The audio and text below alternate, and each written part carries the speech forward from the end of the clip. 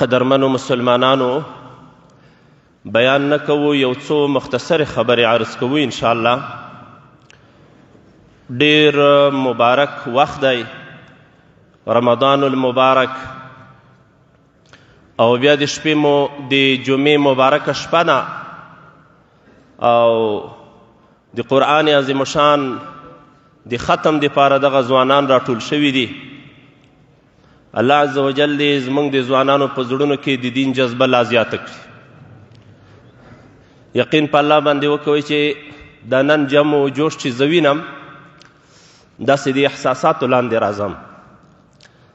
ډېر امیدونه انشاءالله په زړه کې رازرغونه کېږي چې زموږ راتلونکي نسلونه انشاء الله العزیز دا د الله عز وجل سره د الله د دین سره تړلي ځوانان دي. دغه د ځوانانو جذبه په دې نن شپه باندې چې د خوست په مرکزي جامع جومات کې په زرګونو کسان راټول دي، یقین په الله باندې وکوئ چې دا د خوست میشتو دپاره یوه د امید نه ډکه خبره ده.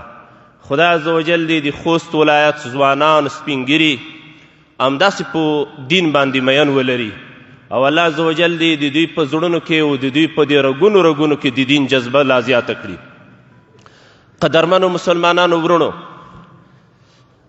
موږ د هغه الله عز وجل بندگان یو چې د خپل مور او پلار نه هم زیات په موږ باندې مهربانه دی. موږ د هغه الله عز وجل بندگان یو چې همیشه د الله عز وجل د توبې دروازې د خپلو بندگانو په مخ باندې خلاصې دي. موږ د هغه الله عز وجل بندگان یو. نبی کریم صلی الله علیه وسلم یو وخت په یو روایت کې وفرمایل، یو صحابي راغی، دا د یو مرغه بچوڼي په دې ځولۍ کې اچولي و، له ځالې نه یې راخیستې وه، او بیا دا د مرغانو د بچوڼو مور دا د دې صحابي په دې سر باندې راڅرخېده او چغېده، سختې بدې ورځې یې کولې. نبی کریم صلی الله علیه وسلم ته دغه صحابي راغی او په دې ځولۍ کې دا بچوڼي ترنه اچولي وو. رسول الله صلی الله علیه وسلم چې کله دغه صحنه ولیده نو صحابه کرامو ته د عملي درس دپاره وفرمایل چې دغه مرغه تاسو ګورئ چې په دغه خپلو بچوڼو باندې څومره سخت شور ماشور کوي، څنګه بدې ورځې کوي. یو چا په ځولۍ کې ترنه اچولي دي او ترنه بندیان کړی دي. الله عز وجل له دغه ام الافراخ، له دغه بچوڼو د مور نه هم په خپلو بندګانو باندې ډېر مهربانه ذات دی. دا نن زموږ او ستاسو راټولېدنه الله عز وجل ته امید دی چې زموږ غږ به الله اوري او زموږ دعاګانې به الله عز وجل قبلوي، که چېرته په صدق د زړه سره موږ الله عز وجل ته متوجه وګرځېږو. موږ د هغه پیغمبر صلی الله علیه وسلم امتیان یو، د هغه پیغمبر صلی الله علیه وسلم امتیان یو چې په د خپل امت باندې بې حده زیات مهربانه و، او قرآن کریم کې الله عز وجل رحمة للعالمین ورته ویلی دي، وما ارسلناک الا رحمة للعالمین. ای دی الله پیغمبره ته موږ نه یې لیږلی مګر ته مهرباني او رحمت د ټولو عالمیانو دپاره لیږلی. په یوه روایت کې راځي چې کله د ابوجهل زوی عکرمه د فتح د مکې نه وروسته ایمان راوړ، نو نبی کریم صلی الله علیه وسلم صحابه کرامو ته یوه توصیه وکوله. په دې صحابه کرامو کې ابوبکر صدیق رضی الله تعالی عنه هم ناستو. رسول الله صلی الله علیه وسلم ورته فرمایي ګورئ عکرمه ته به د ابوجهل د زوی نه وایئ، عکرمه ته به داسې نه وایئ چې ته خو د ابوجهل زوی یې. د ابوجهل له زوی نه به نه ورته وایي، ابوجهل لقب خو مسلمانانو ورباندې ایښی و، د ناپوهیو او د جهالتونو پلار دی، اوس مسلمان دی، زما یو امتي دی، هسې نه چې د ده زړه ورباندې ودردېږي. او رسول الله صلی الله علیه وسلم دا هم ورته ووی، ما د بدر په مقام کې تاسو ته یو حدیث ویلی و چې زما د امت فرعون د موسی د فرعون نه هم ډېر شدید او سخت دی، ان د زنکدن په وخت کې هم الله ته نه تسلیمېده. دغه ابوجهل نه چې کله سر پرې کېده دی وخت کې هم دوی الله ته منقاد نه وو، بلکې حضرت عبدالله ابن مسعود رضی الله عنه ته وایي زما دا سر لږ لاندې پرېږه چې د مرګ نه بعد میم دا سر غټ معلومیږي او خلکو ته پته ولګېږي چې دا د قریشو سردار و او داسې دا قواره مې ښه هیبتناک او غټه ښکاري د مرګ نه وروسته هم داسې د کبر او د غرور نه ډک شخص و. نو رسول الله صلی الله علیه وسلم په دې موقع باندې وفرمیل زما د امت فرعون د موسی د فرعون نه هم ډېر شدید و. رسول الله صلی الله علیه وسلم صحابه کرامو ته وایي چې ګوره دغه حدیث د ده په مخ کې ونه وایه، د عکرمه په مخ کې د ده زړه به ورباندې ازار شي، ځکه د ده پلار ته ما ویلي دي دا د دې امت فرعون دی، که هر رنګ وي خو د ده خو پلار دی که نه. حضرت ابوبکر صدیق رضی الله تعالی عنه په ژړا باندې شروع وکړ، ډېرې وژړل دا ګیرې په اوښکو باندې لمده شوه. رسول الله صلی الله علیه وسلم ورته وایي ولې ژاړې ابوبکره؟ وی چې زما مور او پلار دې له تا نه قربان وي، په رښتیا چې ته رحمت للعالمین یې.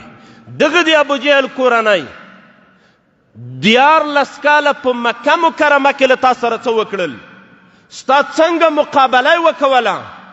بیا تقریبا 8 کاله د هجرت نه بعد چې کله ته مدینې منورې ته ولاړې، دغه کورنۍ له تا سره وجنګېده، پلار په بدر کې مردار شو او همدغه عکرمه د ده زوی د تا مقابله کوله تر نن ورځې پورې. اما چې نن ایمان راوړ ستا دومره شفقت او مرحمت دی چې صحابه کرامو ته دا وایي چې د دې صحابي زړه ورباندې دروند نشي.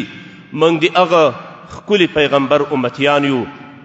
الله عز وجل دې موږ په رښتونې معنه د رسول الله صلی الله علیه وسلم په نقش و قدم باندې روان کي.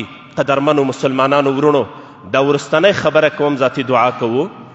قرآن عظیم شان ته موږ او تاسو راجمع یو، الحمدلله. ټول وایي چې الحمدلله.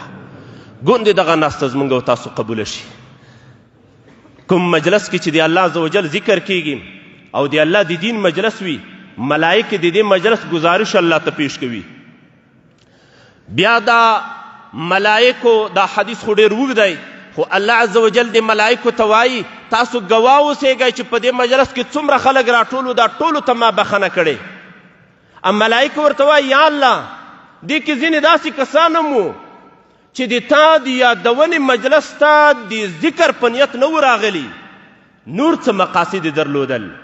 لکه ځینې ځوانان به دلته راغلي وي یوازې په دې نیت به راغلي وي چې راځئ ګڼه ګوڼه ده، لکه دا د تبلیغ اجتماع ته ځینې کسان یوازې د سیل په نیت باندې ځي، د سیل په نیت باندې به راغلي وي، الله ته د انابت اراده به یې نه وي، د قرآن عظیم شان سره به یې دومره کامله مینه نه وي، یو بل مقصد به وي دلته به راغلي وي. د ملائکې ورته وایي الله دې کې داسې کسان هم موږ ولیدل چې دوی نیت او اراده دا نه وه چې د تا کلام واوري، ذکر اذکار وکوي. الله عز وجل څه ورته فرمایي؟ الله عز وجل ورته فرمایي دا داسې مجلس دی لا یشقى جلیسه چې د دې هغه ناس کس هغه ناامید نه وي او هغه بدبخت نه وي. خدای عز وجل موږ د دې بدبختیانه وساتي. دغه کس ته هم ما بخښنه کړې ده، تاسو په دې باندې ګواه اوسېږئ چې په نیت د ذکر د الله عز وجل د رضا په خاطر نه وي راغلی، بیا مې بخښنه ورته کړې ده. څومره ښایسته مجلس کې الله عز وجل موږ را جمع کړي چې نیت هم د الله د رضا نه وي، بیا هم الله معاف کوي. نه امید هم له دې مجلس نه لیږي. د قرآن عظیم شان یو 15 حقوق په موږ باندې دي قدرمنو مسلمانانو ورونو. د قرآن عظیم شان یوازې دا نه و چې نن په دې ختم کې موږ ګډون وکاو بس همدغه د قرآن کریم حق دی. نه، قرآن کریم لومړنی حق په موږ باندې دا لري چې موږ به قرآن کریم باندې ایمان لرو. الحمدلله د افغانستان 100% خلک تقریبا هغه په قرآن عظیم شان باندې مؤمنان دي. الحمدلله. خدای دې دا ایمان موږ او تاسو ته تر ځنکدنه را نصیب وګرځوي. دویم حق د قرآن کریم په موږ باندې دا دی چې د دې الفاظ به زده کوو په سمه توګه باندې، او دریم تلاوت به یې کوو. دریم حق دا دی چې موږ به د دې معنا او تفسیر زده کوو. څلرم حق دا دی په دې به موږ عمل کوو. او پنځم حق دا دی د دې قوانین به موږ د الله په ځمکه باندې نافظوو. څو حقوق د قرآن عظیم شان لنډ د هر مسلمان در سره زده کوي. 15 حقوق د قرآن عظیم شان په موږ باندې دي. ایمان به ور باندې لرو، د دې الفاظ به زده کوو، د دې معنا به زده کوو، په دې باندې به عمل کوو. د قرآن عظیم شان حلال به حلال بولو، حرام به حرام بولو. که زمونږ زړی غواړي او که زړی نه غواړي، د قرآن کریم قانون که زمونږ د طبیعت موافق و که زمونږ د طبیعت مخالف و، موږ به یې منو او عمل به ورباندې کوو. ټول قوانین به یې منو، داسې نه چې ځینې منو او ځینې نه منو. ټول قوانین د قرآن عظیم شان دا به منو. هغه که د عقایدو برخه ده، هغه که د عباداتو برخه ده، هغه که د معاملاتو برخه ده، هغه که د تجارت برخه ده، هغه که د اخلاقو برخه ده، هغه که د اسلامي سیاست برخه ده، هغه قانون جزا د قرآن عظیم شان دی، که قضایي امور د قرآن عظیم شان دي. چې قرآن عظیم شان په څه باندې موږ ته هدایت کړي دي، موږ په دې باندې مکلف یو چې دا به موږ منو او دی باندې به موږ عمل کوو. قرآن کریم کې لکه څنګه چې دغه آیت کریمه موږ منو، کتب علیکم الصیام، دغه ځوانانو ټولو روژې نیولې دي. الحمدلله تاسو باندې روژه فرض الله فرمایي، خو قرآن کریم کې خدا م الله فرمایي کتب علیکم القتال، جهاد در باندې فرض دی. دا هم د قرآن کریم برخه ده. دا به منو که نه به منو؟ که دا ونه منو بیا خو د یهودو په څېر باندې شو، نؤمن ببعض ونکفر ببعض، ځینې منو او ځینې نه منو. دا به منو السارق والسارقة فاقطعوا ایدیهما، د غله سړي او د غلې ښځې لاس ور پرې کوي. دا الله وایي قرآن کریم کې موږ ته، دا د قرآن کریم برخه ده. اسلامي سیاست له همدغه آیتونو نه مستنبط دی. که غله سړي غلا وکوله لاس به ور پرې کوئ، دا د الله فیصله ده. الزانیة والزانی فاجلدوا كل واحد منهما 100 جلده. زناکار ښځه، زناکار سړی، الله وایي 100 دورې ووهئ. سورة نور کې الله وایي. دا نن چې موږ تاسو ختم وکاو، دغه قرآن کریم کې الله موږ ته فرمایي دا به منو که نه به منو. زنانو متعلق الله موږ ته وایي وقرن فی بیوتکن ولا تبرجن تبرج الجاهلیة الاولى، کورونو کې اوسیږئ، د جاهلیت د دور په څېر ځانونه مه بربنډوئ. د جاهلیت په څېر چې د نارینه او ښځینه په مابین کې اختلاط او ګډوډي وي، زنانه ښکلي کالي اغوندي او د نارینه مخې ته تېرېږي، داسې به نه کوئ. دا الله موږ ته وایي وقرن فی بیوتکن ولا تبرجن تبرج الجاهلیة الاولى. دا به موږ منو که نه به منو؟ او که موږ به د غرب تبلیغاتو ته سر ښکته کوو چې د هغوی له خوا نه د زنانو په نوم باندې موږ ته کوم زهریله تبلیغات کیږي د دې په خاطر باندې چې هغه د مسلمانانو په ټولنه کې فحشا عامه کړي، که موږ به هغه ته غوږ نیسو؟ دا د الله فیصلې دي، دا د الله قانون دی. یا ایها النبی قل لأزواجك وبناتك ونساء المؤمنین یدنین علیهن من جلابیبهن. ای پیغمبر خپلو لوڼو ته دې ووایه، خپلو زنانو ته دې ووایه، عامو مسلمانو زنانو ته ووایئ چې دوی د لوی پړونی په خپل بدن باندې راخواره وګرځوي، د دې دپاره چې دوی عفیفې معلومې شي. دا د قرآن عظیم شان حکم دی. دا د الله عز وجل د حجاب متعلق زنانه به با حجابه که د ضرورت په خاطر له کوره راوته، نو په حجاب کې به ټول بدن به په ټکري کې پټي، ټول بدن به په چادري کې پټوي، چې د دې د بدن د پټوالي دپاره کوم لباس مناسب لباس وي، همغه لباس کې به د دې بدن پټ وي.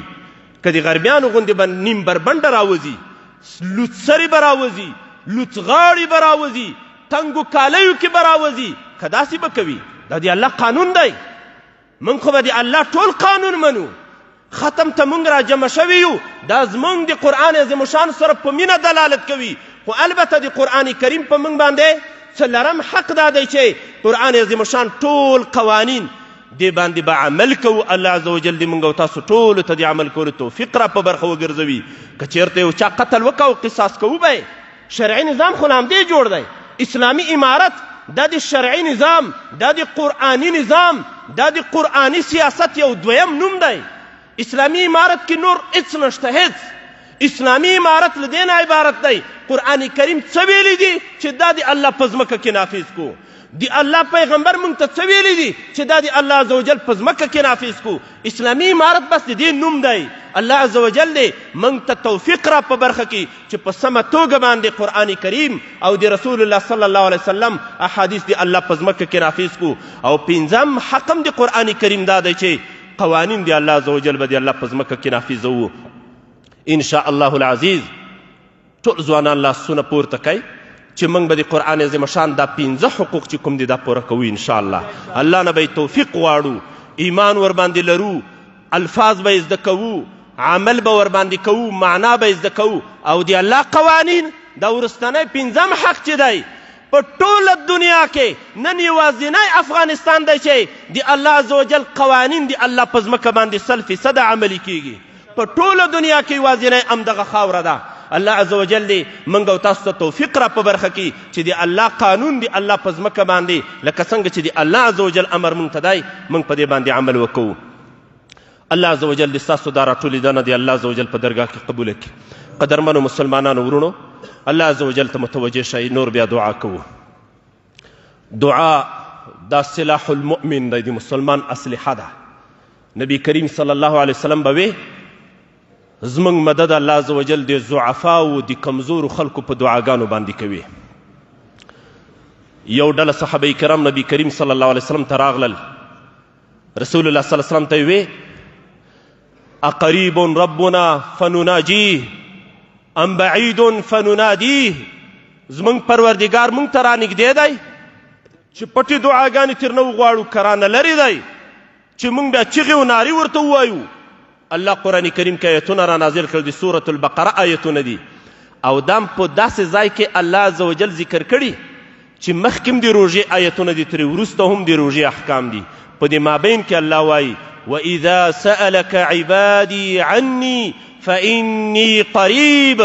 کله چې زما بندگان زما په حق کې پوښتنه درنه کوي یا رسول الله چې الله لرې دی او که نږدې، فإني قریب، بېشکه زه نږدې یم، اجیب دعوة الداع اذا دعان، زه قبلوم دعاګانې د دعا کوونکي کله چې دی له مانه دعا غواړي. نو الله عز وجل فرمایي چې زه نږدې یم کله چې دوی له مانه دعاګانې غواړي، خو فلیستجیبوا لي وليؤمنوا بي. دوی دې زما خبره ومني او دوی دې په ما باندې یقین او باور وکوي چې زما دعاګانې الله قبلوي. نو الله ته به متوجه کیږو، داسې به الله ته متوجه کیږو لکه الله چې موږ په سترګو باندې وینو. ښه اخلاص هم دې ته وایي. حدیث جبریل کې الله عز وجل هم داسې فرمایي ان تعبد الله کأنک تراه. ته به د الله داسې عبادت کوي لکه ته چې الله په سترګو باندې وینې. فإن لم تكن تراه فإنه يراك. که ته الله نه وینې الله خو دې ویني. الله عز وجل موږ ویني. یو به په نیت کې دا راولو، او دویم به دا راولو نیک ګمان به په الله کوو چې الله هم دعاګانې قبلوي. خبرې ته تاسې متوجه، الله هم دعا قبلوي. څنګه ښکلی وخت دی، روژه ده، کیدای شي دا نن شپه الله دې قدر شپه ګرځولې وي، الله هم دعا قبلوي. د جمعې شپه ده، دا څومره مبارکه شپه، او د قرآن کریم د ختم نه وروسته دعا ده. د قرآن کریم د ختم نه وروسته هم په حدیث مبارک کې د قبلېدا بشارت راغلی دی چې الله عز وجل دعاګانې قبلوي. نو نیت به په الله دا لرو چې الله هم دعا قبلوي. ښه او دریمه خبره به دا په ذهن کې ونیسئ، قدرمنو مسلمانانو ورونو، لږه توجه م غواړو دعا کوو چې الله ته به په عاجزۍ لاسونه لپه کوو. ډېر مسلمانان دي، په دې مسلمانانو کې خو به د یوه دعا الله قبوله کړي.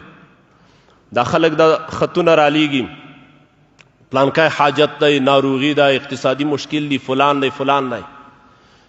یقین په الله باندې وکړو چې د دې هر یوه دعا الله قبلوي. ښه په حدیثو کې د مریض دعا رسول الله صلی الله علیه وسلم فرمایي تاسې مریض ته ورشئ دعا ترې وغواړئ، د ده دعا قبلیږي. محتاج دی، مسکین دی، د دې دعا الله قبلوي. قرض وړی دی، ځورېږي، د دې دعا الله قبلوي. مخ ته اختر را روان دی، د اختر دپاره په تشویش کې دی، څه به کیږي، اختر کالي به څنګه کوم، ماشومانو ته به ترتیب څنګه کوم. د دغه ځورېدلي او دردېدلي مسلمان دعاګانې الله ښې قبلوي. موږ به الله عز وجل ته همدغه دردمن مسلمانان وسیله کوو چې خدای عز وجل زموږ دعاګانې د دوی په طفیل باندې قبولې کړي. او د دعا ادب دا هم دی چې په دعا کې به الله ته ژاړو، ژړا باندې شرمېږئ ما. رسول الله صلی الله علیه وسلم صحابه کرامو ته ترغیب د ژړا ورکاو. خپله به یې دومره ډېر ژړل چې هر وخت به د لمانځه ته راوت یو صحابي فرمایي چې دا د ده سترګې به دې لیدلې تکې سترې به وي د ژړا نه، او دا باڼه به یې سره سریخ وو، او د ده په سترګو مبارکو کې به هر وخت اوښکې ډنډ ولاړې وې. نو ژړا باندې مه شرمېږئ، وژاړئ الله ته. که ژړلی نه شئ نو تاسو کیفیت د ژړا جوړ کئ. که ژړلی نه شئ کیفیت د ژړا جوړ کئ. الله ته وژاړئ. که نه شئ ژړلی کیفیت د ژړا جوړ کئ. دې باندې الله عز وجل خوشحاله کیږي. او انشاءالله الله ته دې ما امید دی چې دا نن دعاګانې به زمونږ او تاسو الله عز وجل قبلوي.